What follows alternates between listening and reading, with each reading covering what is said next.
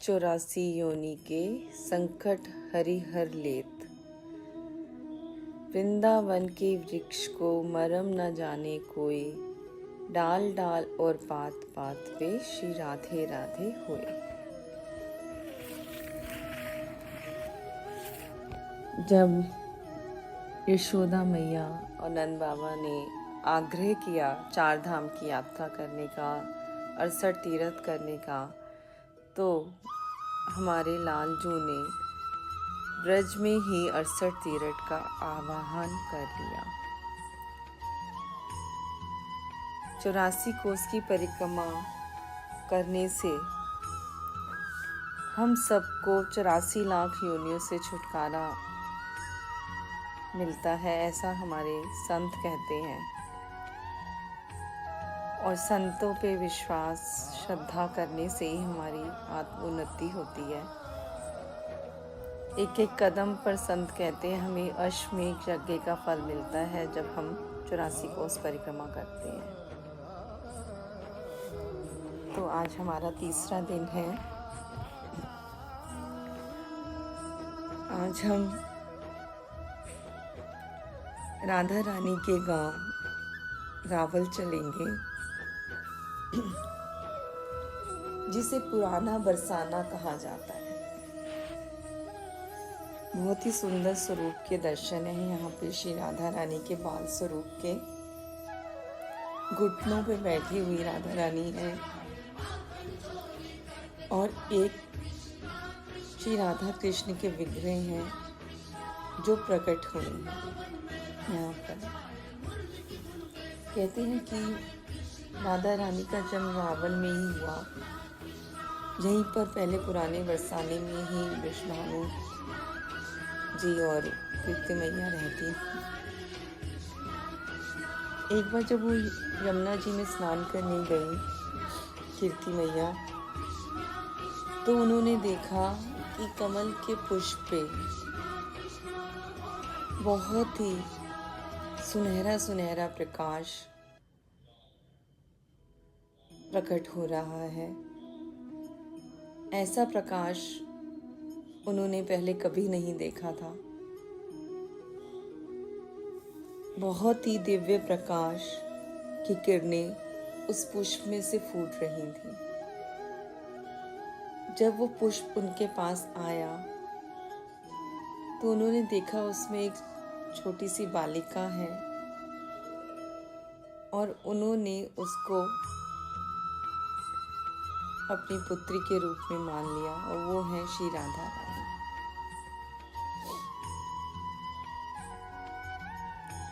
श्री राधा रानी का जन्म स्थान रावल,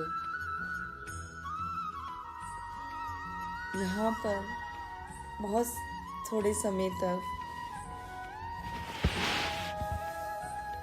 श्री राधा रानी ने अपने नेत्र नहीं खोले। उन्होंने अपने नेत्र बंद ही रखे। बहुत से संतों ऋषियों मुनियों के पास वृषभानु जी गए, पर कोई सही तरीके से जवाब नहीं दे पाए। जब वृषभानु जी के सखा नंद बाबा के यहाँ कृष्ण पधारे और वो उनसे मिलने गए, तो श्री राधा रानी ने पालने में लेटे हुए श्री कृष्ण को देखते ही अपने नेत्र खोल लिए।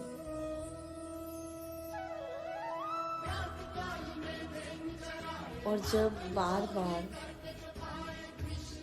बाल समय से ही श्री कृष्ण पर असुरों का वार होने लगा, तो नंद बाबा ने गोकुल से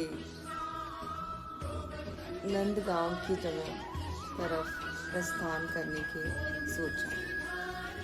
फिर जब वो वृषभानु जी ने देखा कि मेरे सखा नंदगांव की तरफ जा रहे हैं, तो उन्होंने भी सोचा कि आज श्री कृष्ण पर वार हो रहे हैं, तो कल हमारी पुत्री को भी कष्ट हो सकता है, संकट हो सकता है।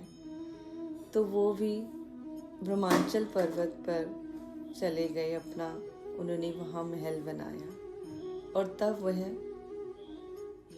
जिसमें लाडली जी महाराज जी का मंदिर है आजकल उस महल में निवास करने लगे गहवर वन में।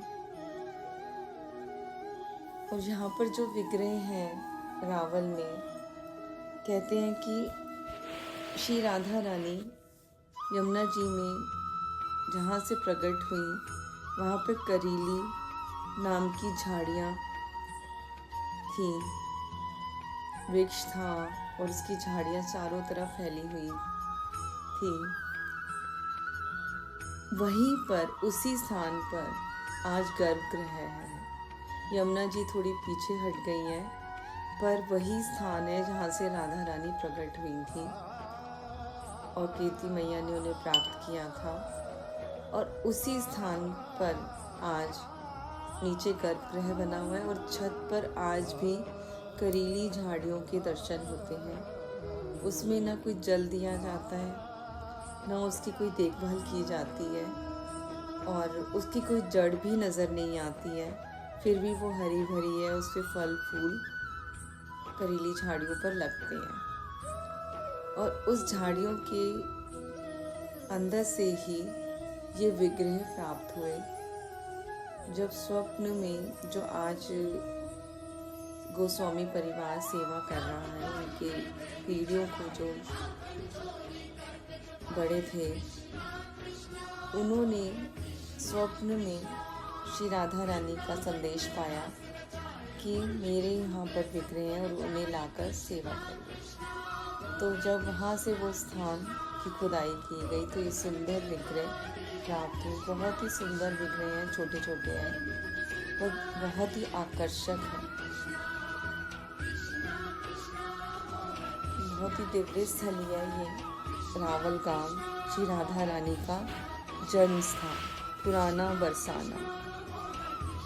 अब हम चंद्रावली मंदिर चलते हैं।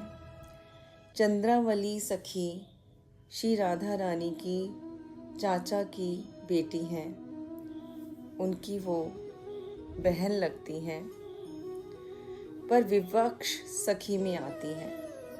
पक्ष सखी में उनकी प्रमुख अष्ट सखियाँ आती हैं।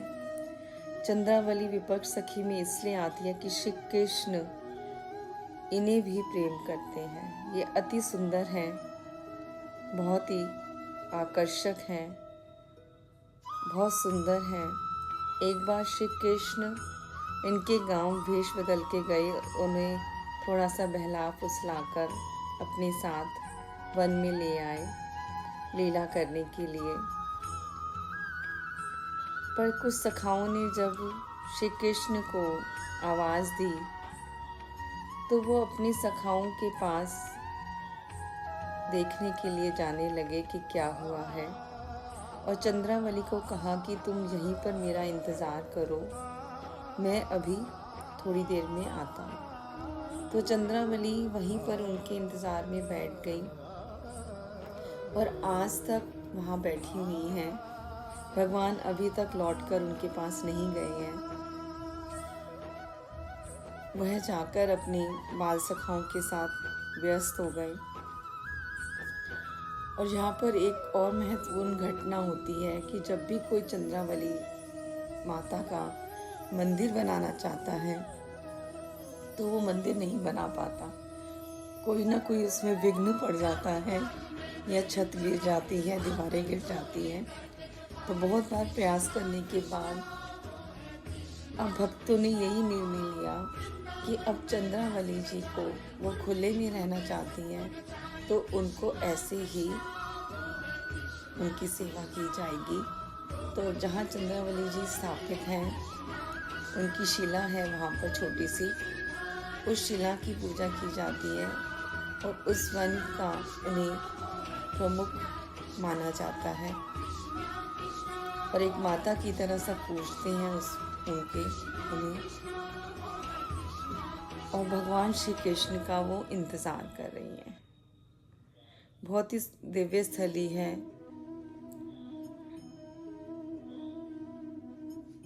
अब हम लोहवन चलते हैं। लोहवन वे वन है जहाँ पर लोह असुर का श्री कृष्ण ने वध किया।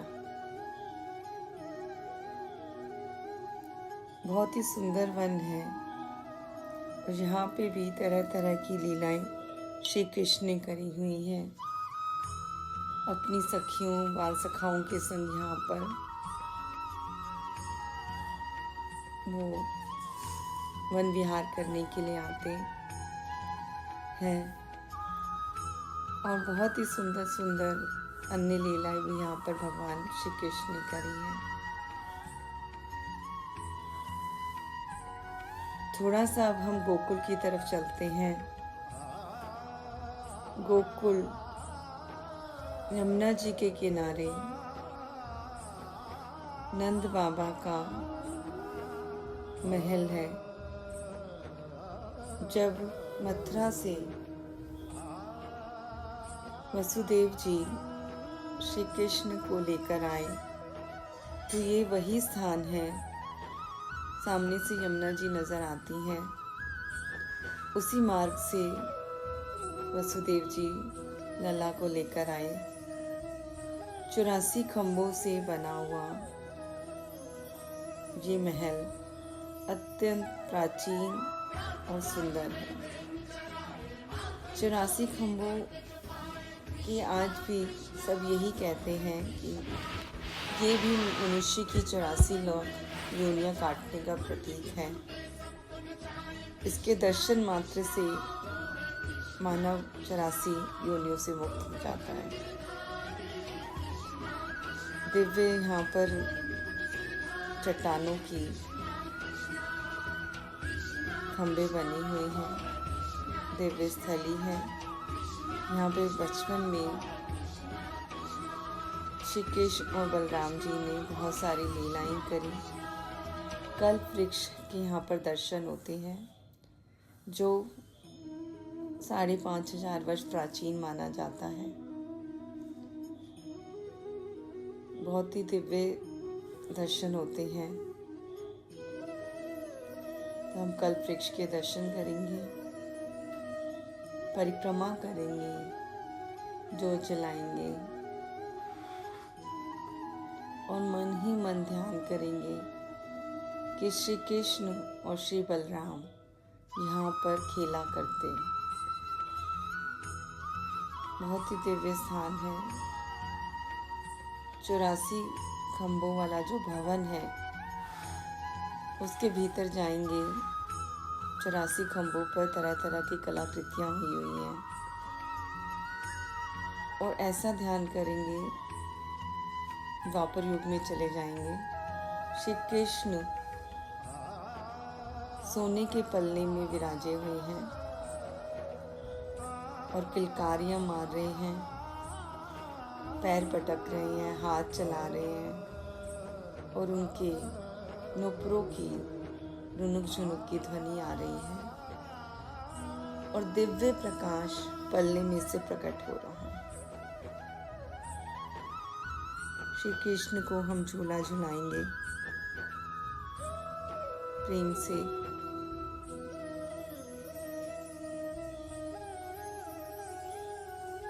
उसके बाद हम जहाँ श्री यशोदा मैया ने कुआं पूजन किया था उस स्थान पर चलेंगे। ये कुआं अभी भी देखने को मिलता है। इसमें जल नहीं है, अभी सूख गया है। थोड़ा सा ऊपर पहाड़ी पे चढ़कर ये कुआं बना हुआ है। यहाँ पर श्री कृष्ण का कुआं पूजन की लीला हुई। इस स्थान को हम प्रणाम करेंगे, कुएं के दर्शन करेंगे और इसके बिल्कुल सामने ही आंगन में दामोदर लीला हुई। जब भगवान सबके घर जाके माखन चोरी करते तो गोपियाँ आकर मैया को उलाहना देती कि तुम्हारा कन्हैया हमारे घर आके माखन चोरी करता है। तो मैया सुन सुनकर थक चुकी थी और उन्हें बड़ा ही लज्जा का अनुभव होता था कि मेरे घर में 11 लाख गायें हैं, इतना माखन दूध दही है भरा पड़ा है, फिर भी लला तू जाकर सबके घर माखन चुराता। जब एक दिन फिर गोपियां आईं तो मैया ने क्रोध में आकर लला को दामोदर से, मतलब भगवान के उदर को रस्सी से बांध दिया। एक वृक्ष का बड़ा सा तना मैया के आंगन में है और मैया उस वृक्ष से, उस तने से कटे हुए भगवान श्री कृष्ण को दामोदर से बांध रही है। वो बांधती हैं और 2 उंगल रस्सी छोटी पड़ जाती है। बार बार प्रयास कर रही हैं मैया उन्हें बांधने का, पर भगवान की ऐसी लीला कि भगवान जितनी वो रस्सी लेकर आते हैं भीतर से उसको जोड़ती हैं, फिर बांधती हैं, फिर वो 2 उंगल छोटी पड़ जाती है। सभी गोपियाँ देख देख के हैरान हो रही हैं। मैया भी हैरान हो रही है कि ये क्या हो रहा है। जितनी बार मैं रस्सी लेकर आती हूँ, बांधती हूँ और फिर 2 उंगल छोटी पड़ जाती है। बहुत देर तक ऐसा करने से मैया थक जाती हैं। जब लला देखते हैं कि मेरी मैया थक गई है तो वो स्वयं बनना स्वीकार कर लेते हैं। इस सुंदर लीला को गगन में, आकाश में सभी देवी देवता देख रहे हैं कि हमारे जो परम पिता परमात्मा है, पूरी सृष्टि के संचालक, सबको चलाने वाले, आज वो मैया के बार बार डांटने से डर जाते हैं और दामोदर से बदना स्वीकार कर लेते हैं और एक बालक की भांति आंखों पर अपने हाथ रख के रो रहे हैं और मैया से निवेदन कर रहे हैं कि मैया अब मैं ऐसी शरारत नहीं करूँगा, मुझे मत बांधो। तो सब ये लीला देख के हैरान हो रहे हैं देवी देवता कि बाल स्वरूप में हमारे, जिनके दर्शन मात्र से ही पूरा संसार उनके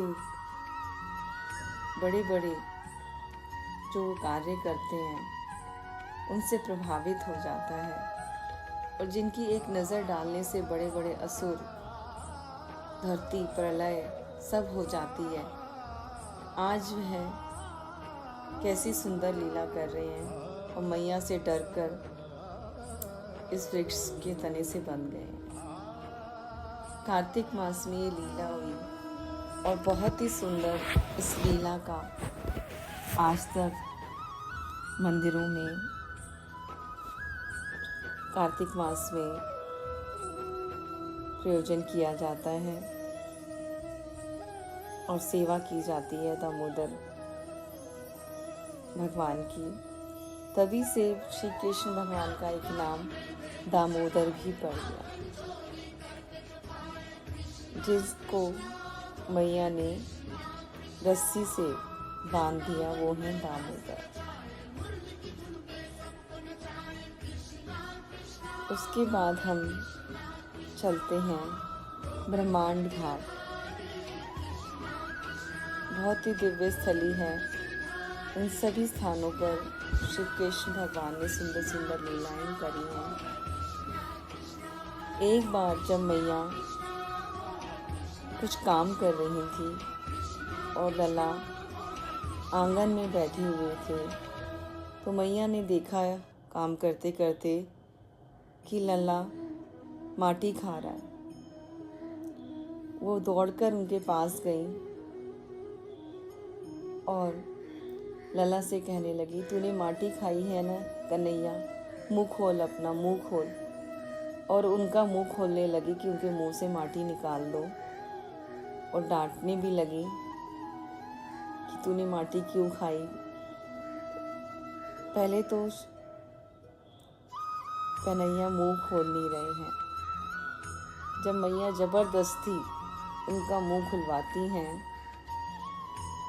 तो हैरान हो जाती हैं देखकर। उनके मुख के भीतर माटी की जगह उन्हें पूरे ब्रह्मांडों के दर्शन होने लगते हैं। अनंत कोटि ब्रह्मांड लाला के मुख में नजर आ रहे हैं। हम भी ऐसा ही ध्यान चिंतन करेंगे। श्री कृष्ण का बाल स्वरूप हमारे समक्ष है और उनकी मैया का अभिनय हम करते हुए जब उनका मुख खोलते हैं तो अनंत कोटि ब्रह्मांडों के दर्शन होने लगते हैं। जब मैया ये देखती हैं तो वो चकित हो जाती है एकदम से कि लला के मुख में मुझे क्या नजर आ रहा है।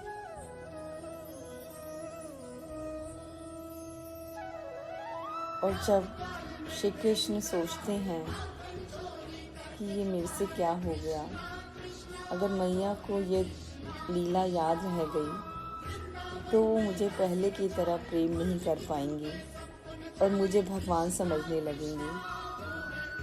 तो उन्होंने मैया को विस्मृत करा दी ये लीला और मैया को विस्मरण हो गया, उन्हें याद नहीं रहा।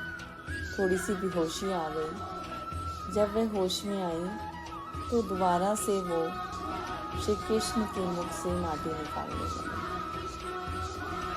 यमुना के किनारे ये सुंदर सुंदर घाट है, ब्रह्मांड घाट।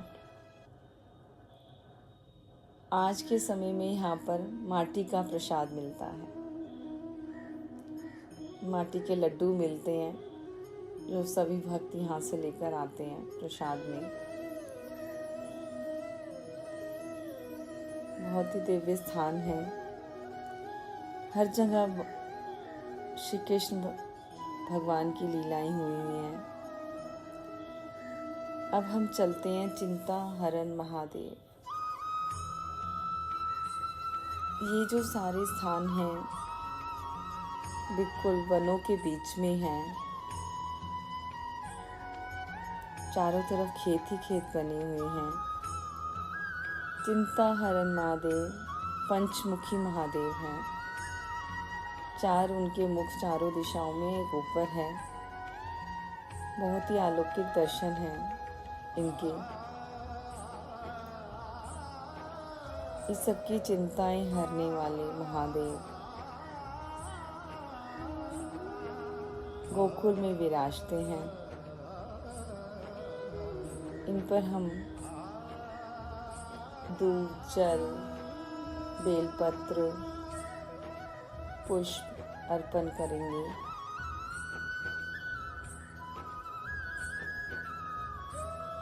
उनका स्मरण करेंगे महादेव जी का और उनसे प्रार्थना करेंगे जितनी भी संसारिक चिंताएं हैं उनसे हमें मुक्त करें, ताकि हम उनकी भक्ति में स्वतंत्रता से लग सकें।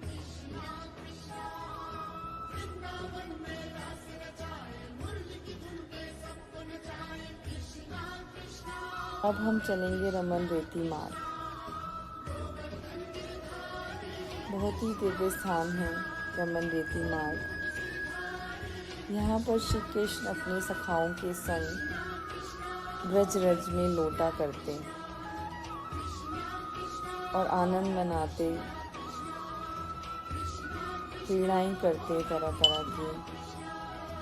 आज भी भक्त जब रमन रेती मार्ग में जाते हैं तो ब्रज रज में लौटते हैं और आनंद मनाते हैं खूब।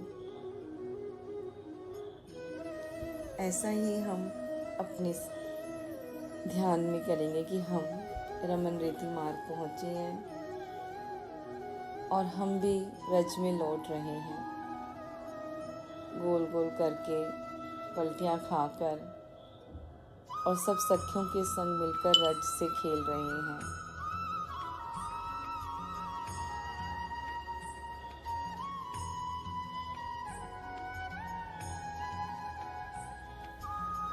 यहाँ पर जब हम गए इस बार तो पंडित जी ने हम सब से मंदिर बनवाए। हमने मंदिर बनाया रज से, और फिर वहीं उसी रज में उसको लीन कर दिया। तो हम भी अपने ध्यान चिंतन में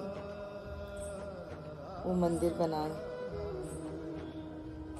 उसके आगे आंगन बनाए, दीप जलाए। मानसिक चिंतन की बहुत ज़्यादा महिमा है। अभी भी जब ब्रज में जाते हैं तो सभी संत हमसे मानसिक लीला में प्रवेश करवाते हैं, ताकि हम उन लीलाओं का आनंद ले सकें, उसको फील कर सकें, अनुभव कर सकें।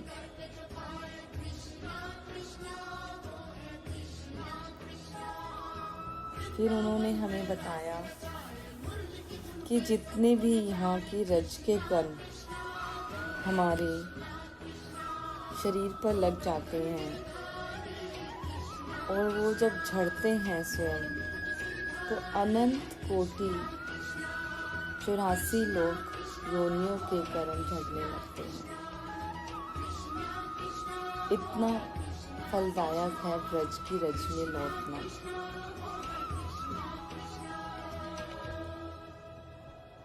तो यहाँ पर सभी भक्त इसलिए एक तरह से ब्रज रज में स्नान करते हैं और आनंदित होते हैं। और यहाँ पर गजराज महाराज जी आते हैं संध्या के समय, और वह हमारे बिहारी जी के संध्या पूजन में भाग लेते हैं। यहाँ पे बहुत सारे संतों की कुटियाँ बनी हुई हैं और बहुत सारे संत यहाँ पर निवास करते हैं, साधना करते हैं। और श्री शरणानंद महाराज जी यहाँ के मुख्य प्रमुख हैं। इस दिव्य स्थली को हम प्रणाम करेंगे। और यहाँ पे बहुत ही सुंदर वन बना हुआ है, जिसमें बहुत सारे हिरन हैं, मोर हैं, हाथी हैं, बारहसिंगा हैं, पंछी हैं तरह तरह के, बहुत सारे यहाँ पर हमें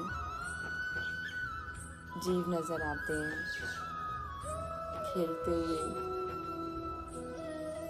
कूदते हुए।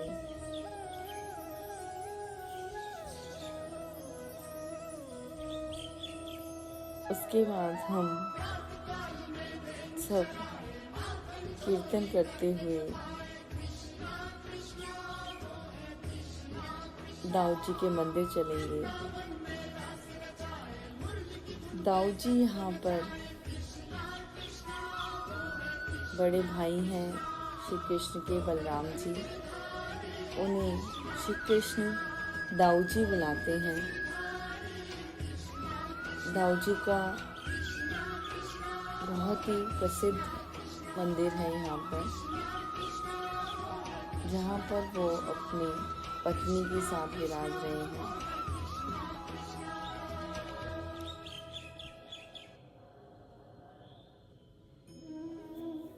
बहुत ही सुंदर दर्शन है इनके। उनके दर्शन करेंगे हम दाऊ जी महाराज के, बड़े से विग्रह के। इन्हें यहाँ पर काफ़ी माना जाता है, बहुत सेवा करी जाती है उनकी यहाँ पर।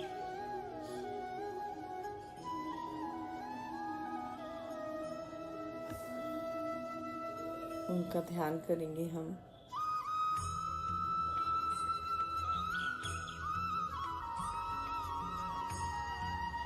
फिर प्रेम सरोवर चलेंगे हम।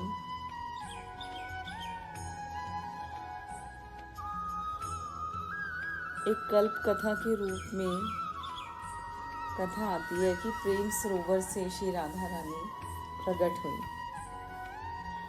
तो गुरुदेव कहते हैं कि कल्पों के भेद में किसी समय श्री राधा रानी प्रेम सरोवर में पुष्प पे प्रकट हुई।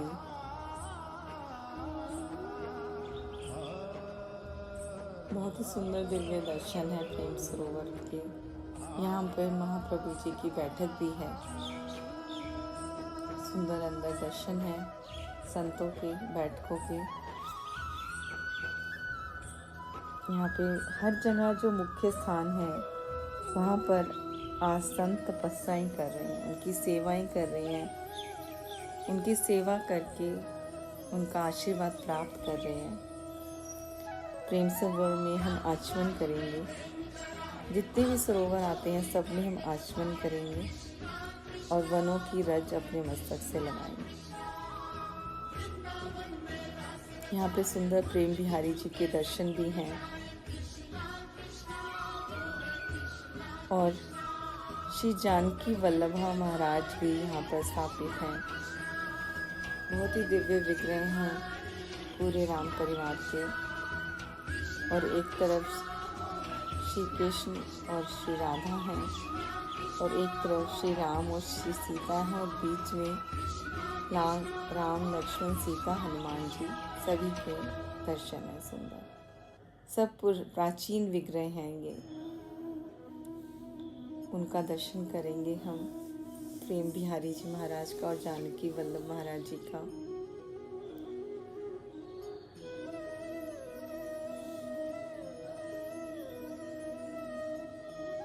फिर हम योग माया जी के मंदिर चलेंगे। योग माया संसार को चलाने वाली श्री राधा रानी की शक्ति योग माया, जिन्हें हम देवी के रूप में पूजते हैं, जो संसार को चला रही हैं। जब श्री कृष्ण को गोकुल लेकर आए वसुदेव, तो यहाँ पर यशोदा मैया के भी बालक हुआ और पुत्री पैदा हुई। तो नंद बाबा ने उन्हें अपनी पुत्री दे दी योग माया और वो लेकर उन्हें मथुरा की जेल में आ गए कि जिससे जब कंस को सुबह पता चलेगा कि बालक हो गया है तो वो बालक को ढूंढेगा। तो ऐसा ही हुआ जब कंस को पता चला, क्योंकि उससे पहले भगवान ने एक लीला करी कि सभी सिपाहियों को, जेल के जो रक्षक हैं उनको बेहोश कर दिया, सारे दरवाजे खोल दिए। वसुदेव जी श्री कृष्ण को लेकर चले गए और जब वापस आए तो सारे दरवाजे अपने आप ही स्वतः बंद हो गए और सारे सिपाही जाग गए। और जब उन्होंने बालक की किलकारियाँ सुनी तो जाके कंस को संदेश दिया। कंस आया तो उसने जब देखा कि पुत्री है तो उससे आश्चर्य हुआ। उसने कहा ऐसा नहीं हो सकता, जरूर तुमने कोई चाल चली है। और वो पुत्री को उठाकर जैसे ही दीवार की तरफ फेंकने लगा तो वो उड़कर आकाश मार्ग में चली गई, खिड़की से निकलकर बाहर। तो योग माया मंदिर यहाँ पे स्थापित है। इसी सुंदर स्मृति के साथ हमें उनको नमन करेंगे। अब हम चलते हैं यशोदा कुंड। यशोदा कुंड वह स्थान है जहाँ यशोदा मैया स्नान करने आती और श्री कृष्ण को अपने संग लाती और वो घाट पर बैठकर खेलते रहते और मैया उनको कहते कि कहना कहीं जाना नहीं है, यहीं बैठे रहो। अगर तुम कहीं जाओगे तो हाउ बिलाऊ आ जाएगा। वो हाउ बिलाऊ करके कान्हा को डराती ताकि कान्हा जितनी देर तक वो स्नान कर रही हैं यहाँ पे आराम से बैठे रहें। जब वो नहीं मानते, कई बार गुड़ियाँ चल चल के इधर उधर चले जाते, तो मैया फिर हाउ बिलाऊ का नाम लेती, हाउ बिलाऊ आ गया, हाउ बिलाऊ आ गया, हाउ बिलाऊ आ जाएगा, ऐसे करके उन्हें डराती रहती। और स्नान करके जब बाहर आती तो कान्हा को गोदी में लेकर यमुना जी का पूजन करती। आज भी इस दिव्य स्थान पर यशोदा कुंड के दर्शन होते हैं। हम आचमन करेंगे और हाउ भिलाऊ विराजित है। बड़े बड़े हाउ भिलाऊ से बने हुए हैं जैसे, उनको देखेंगे। यशोदा मैया के सुंदर विग्रह हैं, यहाँ पर मंदिर है। ब्रज की सभी सखियाँ यहाँ पे सुंदर कीर्तन करती हैं। यशोदा मैया नंद बाबा और नंद लाला के गीत गाती हैं। कमाऊ में एक चरण पहाड़ी है जहाँ पे श्री कृष्ण भगवान के दर्शन हैं चरणों के। इस चरण पहाड़ी पर श्री कृष्ण कैसे खड़े होते हैं? टेढ़े खड़े होते हैं। तो जब उनका एक पैर तो पूरा नीचे होता है और दूसरा ऐसे ऊपर उठा हुआ होता है, तो उसमें सिर्फ अंगूठा ही जमीन से लगता है दूसरे पैर का। तो इस यहाँ पर बिल्कुल वैसे ही चरणों के दर्शन है। एक तो पूरा पैर नजर आ रहा है और एक अंगूठा दूसरे पैर का। यहाँ पर श्री कृष्ण के त्रिभंगी मुद्रा के चरणों के दर्शन हैं। मन ही मन हम मानसिक चिंतन करके उन चरणों का दर्शन करेंगे, उन्हें प्रणाम करेंगे।